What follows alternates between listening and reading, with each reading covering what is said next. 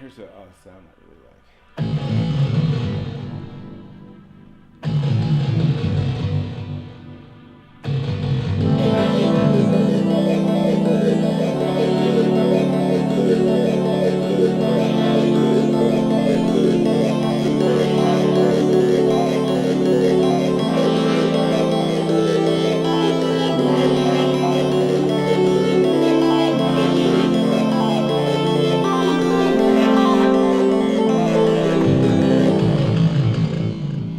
You got 4 LFOs that you can use to do things in sync with each other. You just hit the sync button in here, and these LFOs sync up with the delays if they're on, which syncs up to the BPM and the clock divider here, if that's going on. So you have a lot of ways to make animated sounds that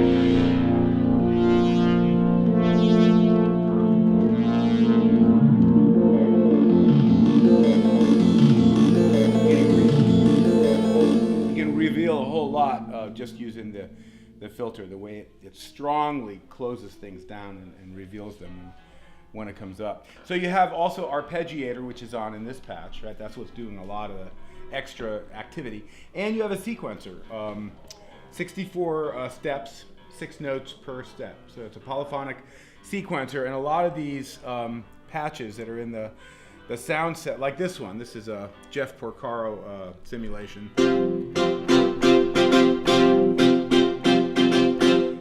Has a kind of 80s, kind of an example of what you might do with it.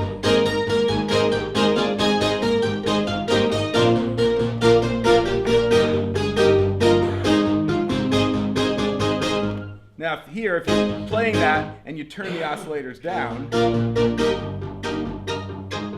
you hear that over here the chamber violas are using their extra short, at the frog of the bow near mic with the violins doing pizzicato, but you don't hear that once these things are in. It just sort of gives you a push at the beginning of the sound that is a bit invisible once you've layered it. Again, another one of those, secret within the sound. Didgeridoos, a couple of different playing techniques.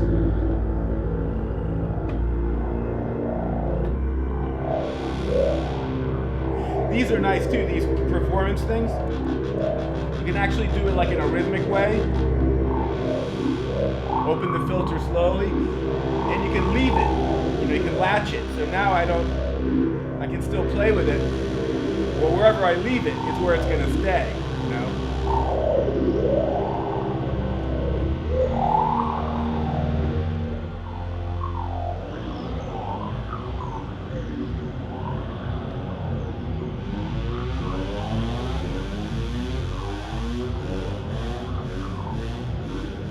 They're fun to, even if you don't know what's going on, they're still fun to sort of massage and play with.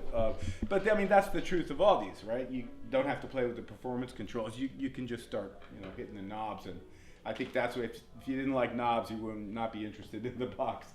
Because Dave doesn't want, his philosophy is not to have people menu diving with their nose up to there, to look in a hierarchical menu for some feature that they can't otherwise operate. He hates that. So that's why the sample stretch is a button.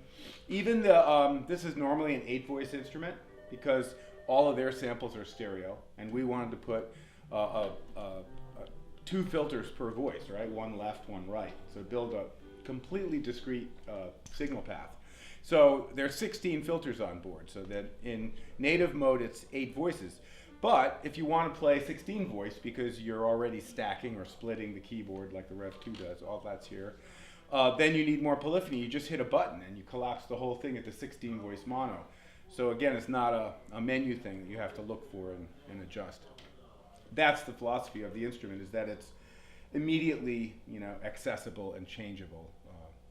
Things like feedback.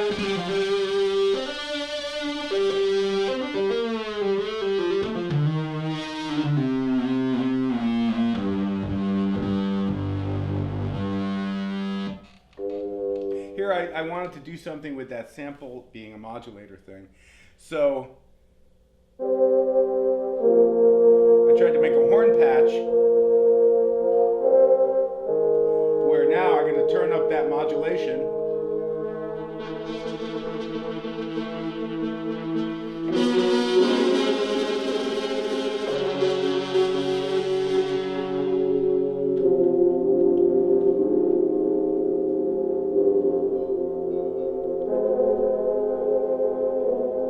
I have a little bit of pressure on the pitch.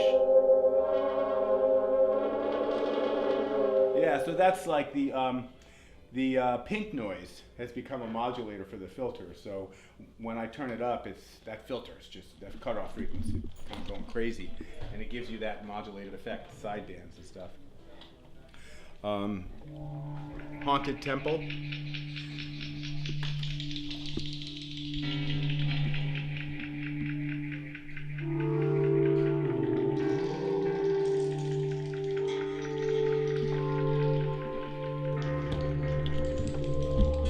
Playing it.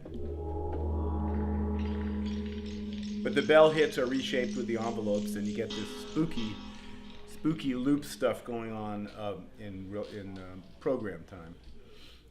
Then there's lots of kits and stuff.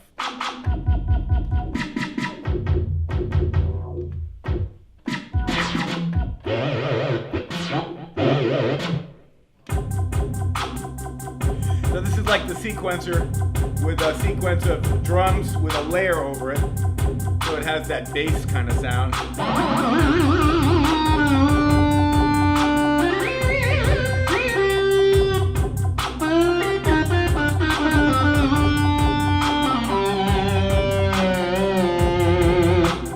And here it's a case where you have half the keyboard is the kit and half the keyboard is this lead sound, right? I did that a couple of times. I made this one with bass. You can pop those effects on or off. So I have a delayed stereo, and I can bring it in and out with a button, right?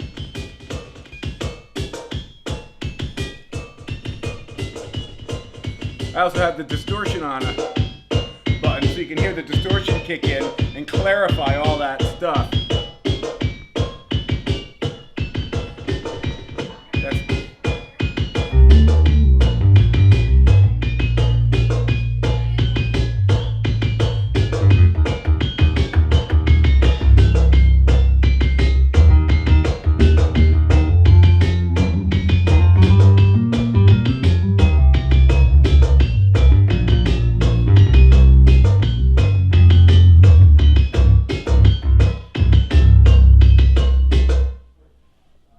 Great bass section in here. The low end is just crazy big. Or you can play something like open to a tune live that you're doing, and you can use the mixer as sort of a way of revealing each of the layers one at a time. So I can start the sequence. You don't hear it because all the oscillators are, the mixer's completely down, right? And then I'll just bring it up. And you can play over it.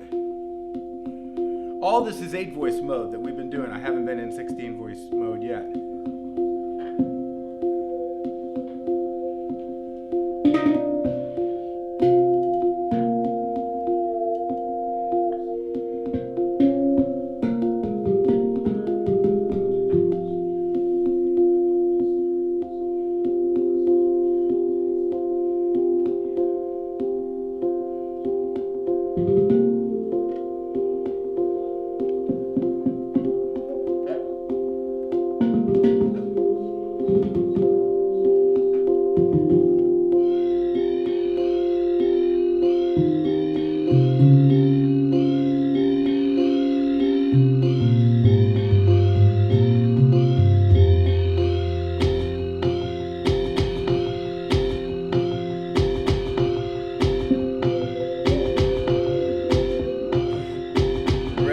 rest of your band can come in and finish out. But there's a lot of ways to use those 4 layers to a really nice effect. Here's the oscillators modulating each other, just not even using the samples. One sine wave modulating the other sine wave. Now if I change the pitch of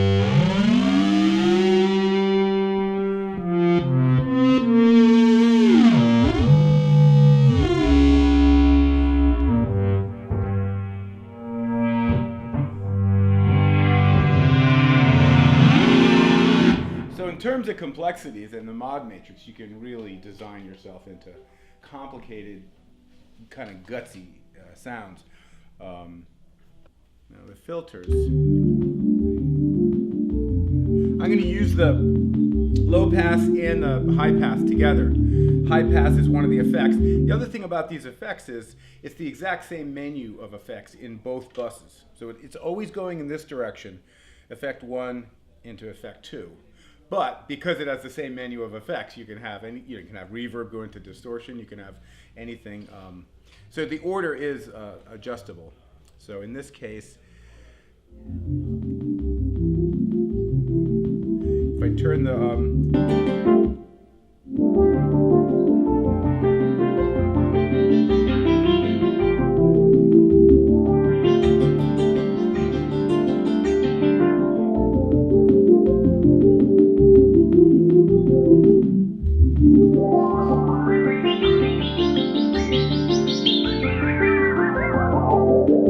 just the low pass filter.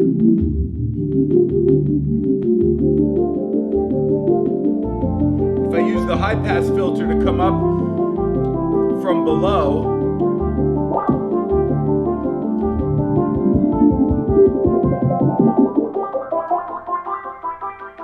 and take away, because I have it on 100% mix, so it's a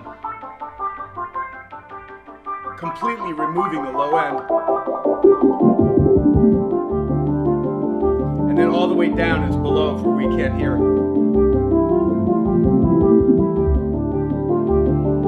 And if we go to the other effect, and we turn the mix of the super plate up,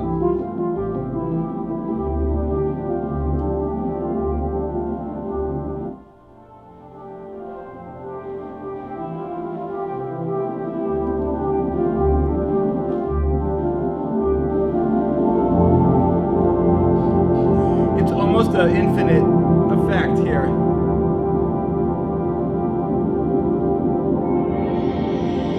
Now the Q is up high on the low pass filter.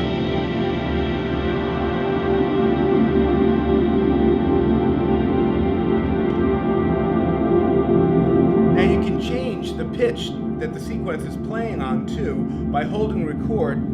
It always is on C as a native, so if I press it to E flat, it's changing its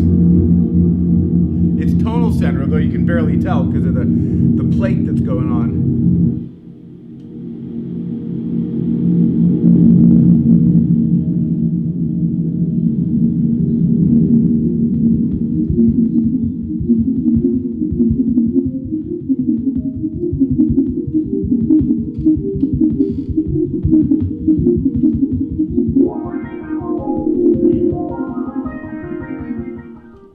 So there's a lot of ways to just take a simple pattern and, you know, just completely manipulate it.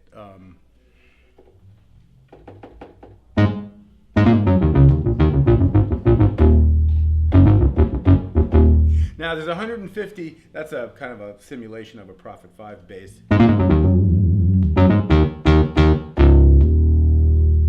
150 gig of their sounds, 50 gigs for us. Meaning custom sampling, right? So that either you buy some add-on banks that 8DO will be putting out, and they've already put out the Prophet 5, Dave's Prophet 5. So it's in this button here called Group. When you want to access your sounds or the add-on sounds, you hit Group, and then you can look beyond these banks I've been looking at and choose that. And what we're going to basically do is come out with a piece of software running Windows or Mac that's going to allow you to take your WAV files and load them in. And then it's going to change it to this format. You map them on the keyboard the way you like. whether it's a velocity layer switching that you have, or how many samples are on which keys. And then you save it to a thumb drive. You put it in right here, sample input, and it copies it to the drive. There's like a Samsung 220, I think, gig drive right here. So really the magic of the instrument is getting those samples to stream off that drive so fast that when I change a program, there they are ready to play. Yeah, and so it's not in memory per se. It's literally streaming off the drive. So that's the problems that the engineering team. Adam Levin, 360. Adam Levin. Here's a nice combination of samples, which are in this case choir sample, and just really simple sawtooth waves, voiced in fourths, with some chorus and a reverb. And as you can hear, a little glide, or a lot of glide.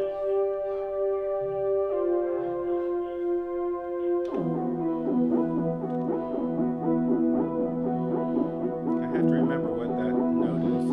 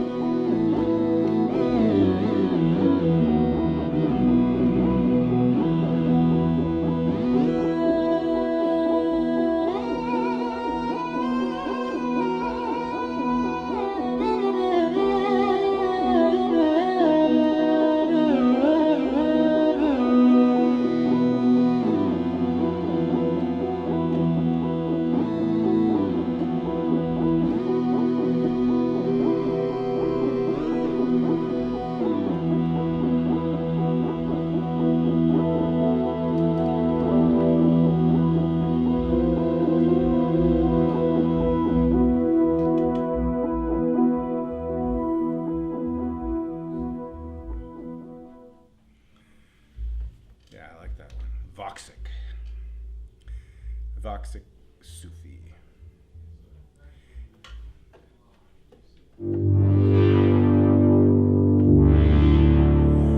For those Blade Runner 2016 textures.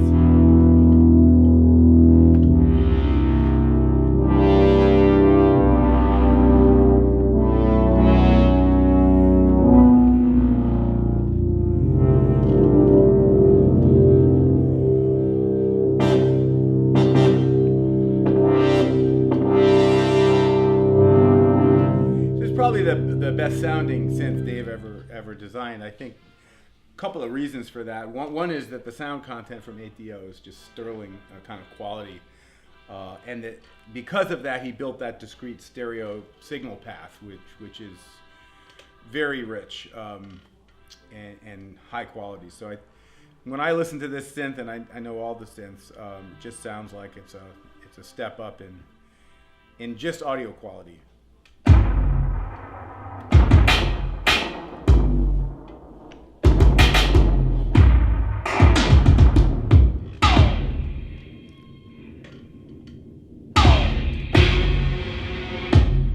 All the drum kits have this incredible presence and depth at the same time. And of course, we're right in front of the amazing pink and red glow of all the Nords right here in the middle of the room. But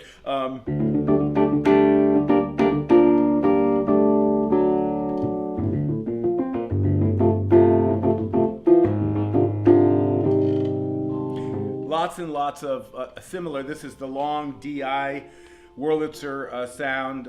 I could use the muted mic, the short mic, the long Hammond, the long slow Leslie. You can use the Leslie that's in the samples, and some don't have Leslie, and you can turn our rotary speaker on. There's clavinets, and multiple pianos. So to go to the gig and just say, I'm not going to bring my 3 keyboards I normally bring, I'm just going to program everything in one, you can easily do that, thinking along those lines.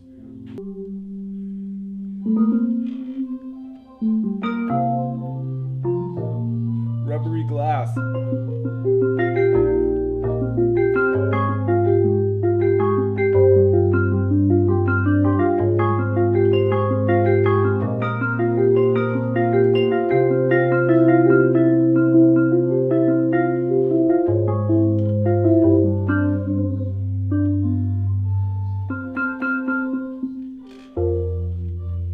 It does sound like rubbery grass. Orchestral stack.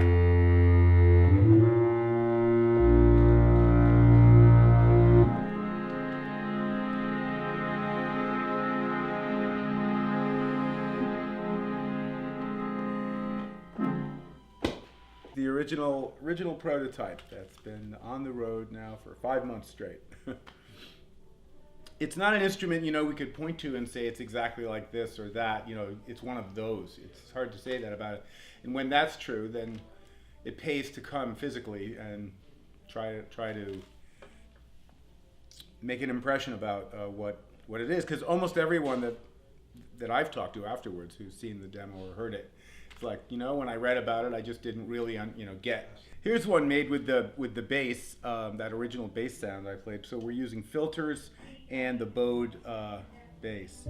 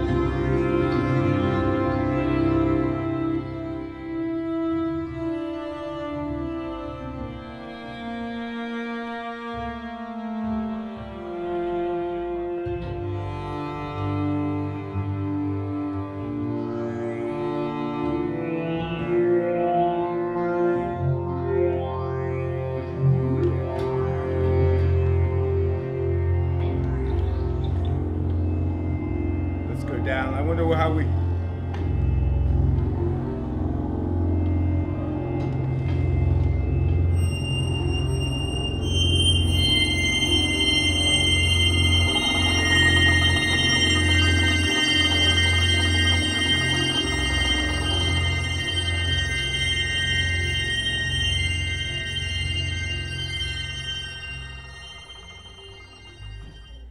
Of course it has a unison mode.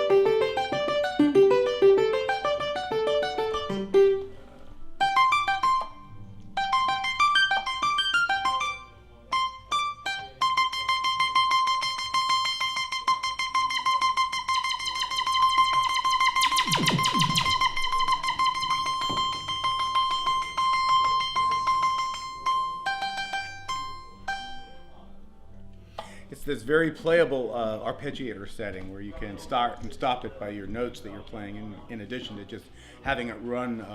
Most arpeggiators are like John Deere equipment. They tend to run ragged over whatever they're doing. So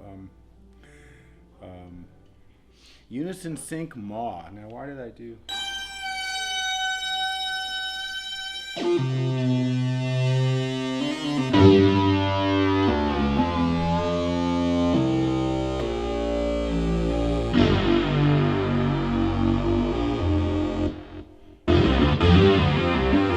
In unison mode, you get this chance to decide how many voices. It's not going to automatically lump all the voices onto the one note. So in this case, it's only 2. And if I turn that up, starting to gang the whole machine onto that and detune it further, you just can really grow the thing to be almost unusable. I was never a person not to use the maximum amount before, but now I realize you can actually not use the maximum amount and get the sound you want. Maybe because you didn't use the maximum amount. The other thing that's nice about the mode of, let's say, if I hold a chord down and I hit unison,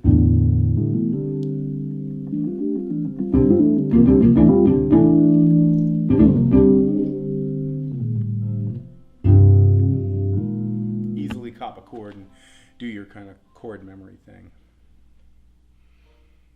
What's your favorite sound? Oh, I played a lot of them. I can go to the first bank and show you what the voting of the sound design team was and what should be preset 1. It's always a question of it.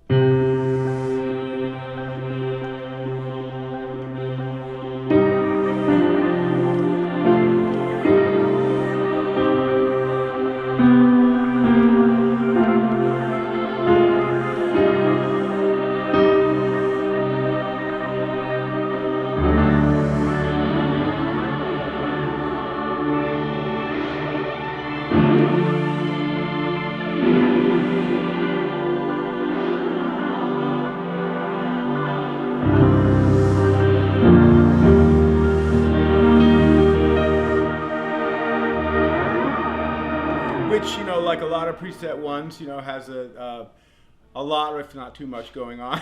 So when I'm going to put this in my song, you're probably going to need to calm it down a little bit. But I do like this program that is just 2 later, and there's a reason for that too. It's a really nice poly synth patch.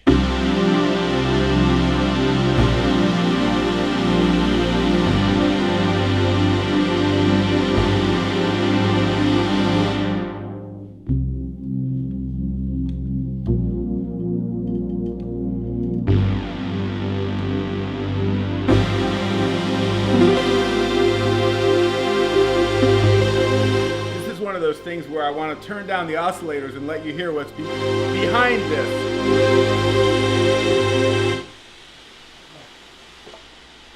It's just pink noise, sort of dithering the sound in the background, kind of like tricking our ears into a sort of a harmonious, like there's like mortar between bricks, like there's constituent parts, but the noise helps to consolidate it, and it's completely invisible. Even when you turn it back up, I don't think you can necessarily locate it. Maybe, but I love that patch. I just think it's really very useful. It's sort of common, but sometimes common things are common because they're very useful.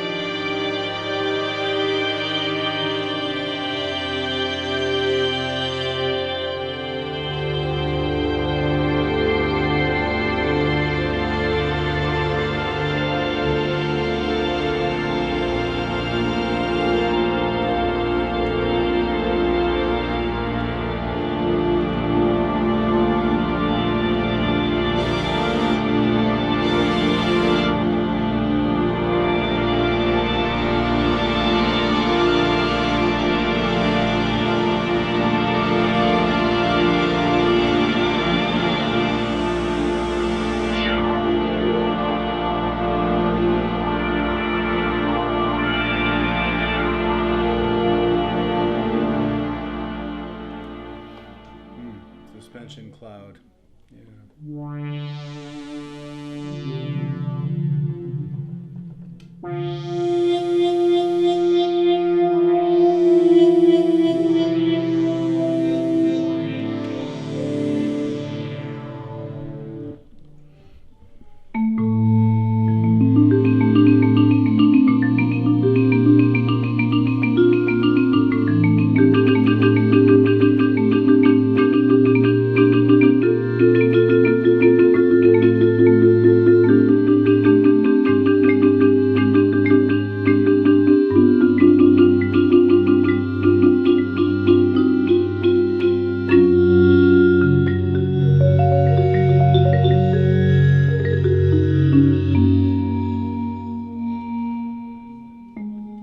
Yeah, that's what I was going to show you too. This whole sine wave thing, it's really magical. When you just take a simple sound like, let me think, like just in guitars. If we just, ukulele. Tend to have a small body, a small string, a small sound, really focused, right? You want to make it a little bit more toneful. Then it's just the simplest thing to put a sine wave on there. Maybe.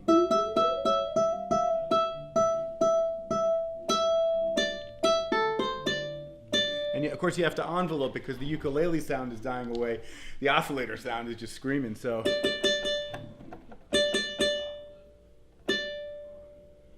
Yeah.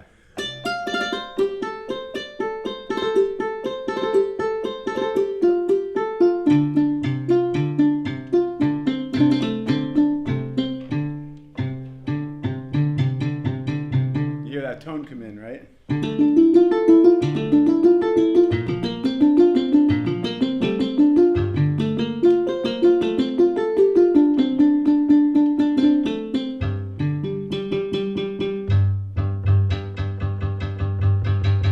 Yeah, sine wave, just so useful to be invisible but add.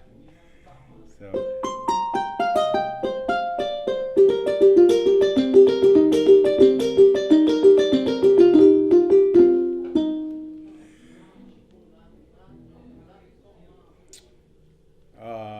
Let's see.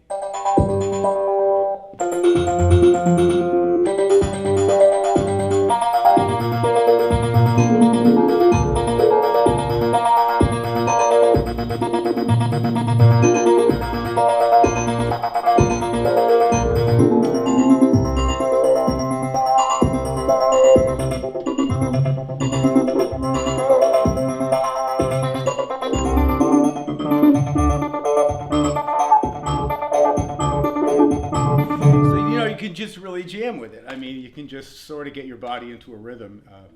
Even if you're just playing an octave and that's the only thing you know on the keyboard, you can get a lot by putting that thumb down and playing with this business here. So, yeah, I've been traveling with this a lot. I've been sleeping with this keyboard when the hotel rooms are too small, and you literally can't find a place to put it. You put it in the bed next to you. So.